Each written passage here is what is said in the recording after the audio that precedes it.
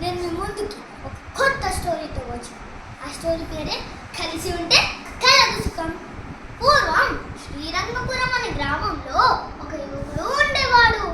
అతని పేరు శివదత్తుడు. శివదత్తుడు చాలా తెలివైన వాడు. అతను అందరిని గౌరవిస్తూ వారి ప్రశ్నలకు పరిష్కారం చూపుతూ ఉండేవాడు. అదే గ్రామంలో ఒక రైతు రామయ్య ఉండేవాడు. అతనికి 10 ఎకరాల పొలం ఉండేది. రామయ్య సతీమణి పేరు పార్వతమ్మ.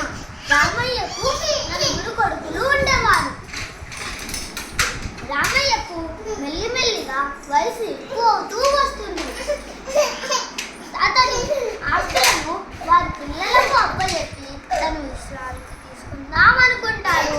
ఇదే మాట వారి భార్య పార్వతమ్మతో చెప్తాడు. పార్వతి, నాకు రోజు రోజుకి వయసు మెల్లిమెల్లిగా ఎక్కువ అవుతూ వస్తుంది. నేను ఇంతకు ముందులా పని చేయలేకపోతున్నాను. ఇక మన ఆస్తులను మన కొడుకులకు ఇచ్చేద్దామనుకుంటున్నాను. అవునండి, మీరు చెప్పింది నిజమే. వాళ్ళకి ఇప్పుడు అన్ని అలవాటు చేస్తే వారు బాగుపడతారు అని అంటుంది పార్వతమ్మ. ఒక మంచి రోజు చూసుకొని రామయ్య తన 4 కొడుకులను పార్వతమ్మను పిలిచి తన మనసులో బయట పెడతాడు. చూడండి, ఈ 4కి మన ఆస్తులను అప్పచెప్దామనుకుంటున్నాను.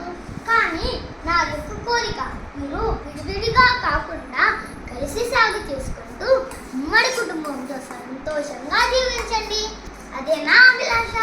మరి మీరేమంటారు అని 4 కొడుకులను అడగగా, నాన్న మేము కూడా మాకు కలిసి ఉండడం ఇష్టం లేదు, ఎవరి మాట వారికి ఇవ్వండి అని కున్న బద్దలు కొట్టినట్లు అందరూ అనుకున్న మాటను చెప్పాడు పెద్ద కొడుకు. ఏ మాట అయితే రామయ్య వినకూడదు అనుకున్నాడు, ఆ మాటను వినేసరికి శిలలా ఉండిపోయాడు రామయ్య. ఆ రాత్రి ఎంత రాత్రి అయినా కానీ పడుకోకుండా కూర్చొని ఆలోచిస్తూ ఉన్నాడు. అప్పుడు పార్వతమ్మ తన దగ్గరికి వచ్చిన, ఎందుకంటే మీరు ఇంతలా ఆలోచించి మీ బుర్రను పాడు చేసుకుంటున్నారు? మనం ఏం చేయగలం? కొడుకులను కనగలం, కానీ వారి తలరాతలను కాదు కదా. మీ సమస్య శివదత్తుడు గారికి వివరిస్తే ఆయన మీకు పరిష్కారం చూపుతారు కదా అని సలహా ఇచ్చింది పార్వతమ్మ. అప్పుడు రామయ్య రాత్రికి పడుకొని దాని మరుసటి రోజు తెల్లారి శివదత్తుడి దగ్గరికి వెళ్ళి ముందు రోజు జరిగిందంతా వివరిస్తాడు. అప్పుడు శివదత్తుడిని ఏదైనా పరిష్కారం ఉంటే చూపమని వేడుకుంటాడు. అప్పుడు శివదత్తుడు బాగా ఆలోచిస్తాడు. వారి 4 కొడుకులను అతని వద్ద పంపమని ఆజ్ఞాపిస్తాడు.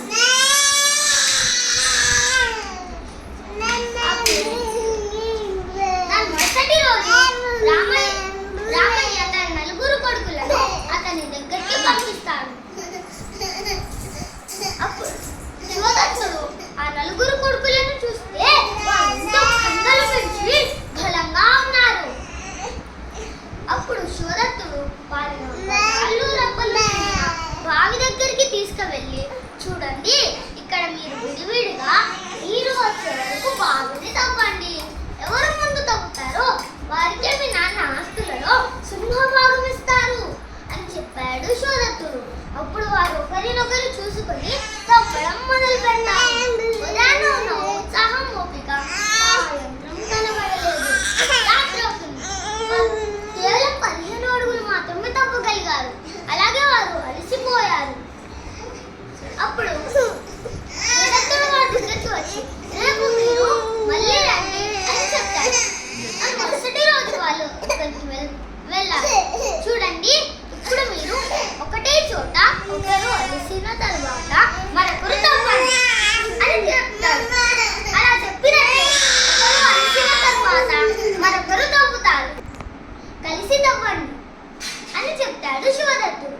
అప్పుడు వారు ఒకరు అలసిన తర్వాత ఒకరు తవ్వుతారు. మధ్యాహ్నం అయ్యేసరికి 60 అడుగులు తవ్వుతారు. నీరు పడేలాగా చేశారు.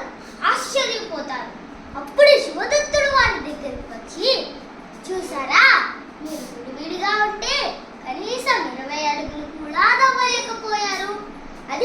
కలిసి ఉంటే 60 అడుగులు తవ్వారు, నీరు పడేలాగా చేశారు అందుకే పెద్దలు అన్నారు, కలిసి ఉంటే కలదు సుఖం అని. నీతి, మనం ఎప్పుడు కలిసి ఉండాలి. మనం కలిసి ఉంటే ఎంత బలమైన వాళ్ళని కూడా ఓడించగలం. కలిసి ఉంటే కలదు సుఖం. ధన్యవాదములు.